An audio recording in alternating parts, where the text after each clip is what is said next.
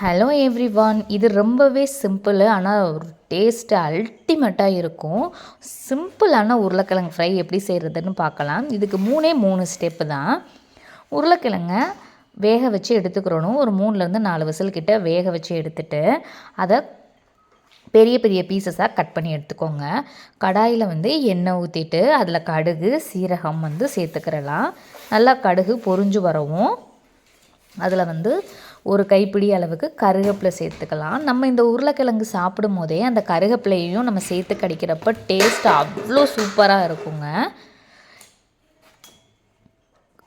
கருவேப்பிலை கருகாமல் ஓரளவுக்கு கிறிஸ்பியாக வர அளவுக்கு பொரிஞ்சால் போதும். ஒரே 1 டேபிள் ஸ்பூன் இஞ்சி பூண்டு பேஸ்ட் சேர்த்துக்கிடலாம். இஞ்சி பூண்டு பேஸ்ட்டு பச்சை வாடை மாறுற அளவுக்கு எண்ணெயில் நல்லா வதக்கி விட்டுக்கிடலாம்.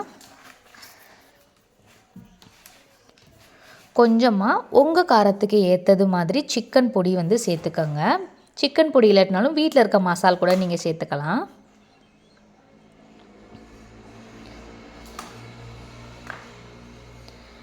ஏன் இதில் எண்ணெயில் மசால் போடுறோம் அப்படின்னு பார்த்தீங்கன்னா, இதிலே இந்த இதுக்கு தேவையான உப்பையும் நீங்கள் ஆட் பண்ணிக்கோங்க.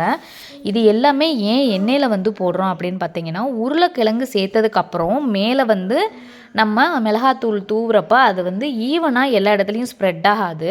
இந்த மாதிரி எண்ணெயில் மசால் போட்டுட்டு அதுக்கப்புறம் உருளைக்கிழங்கு போட்டு நம்ம ஃபுல்லாக ஸ்மேஷ் பண்ணி எடுக்கும்போது உருளைக்கிழங்குல ஈவனாக எல்லா இடத்துலையுமே மசால் ஒட்டி இருக்கும்.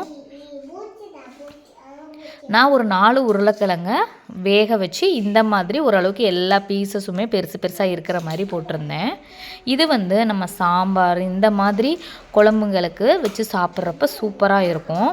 கண்டிப்பாக இதை ட்ரை பண்ணி பாருங்கள். இது ஏதோ ரொம்பவே சிம்பிளாக தான் இருக்கும், ஆனால் டேஸ்ட் அல்டிமேட்டாக இருக்குங்க.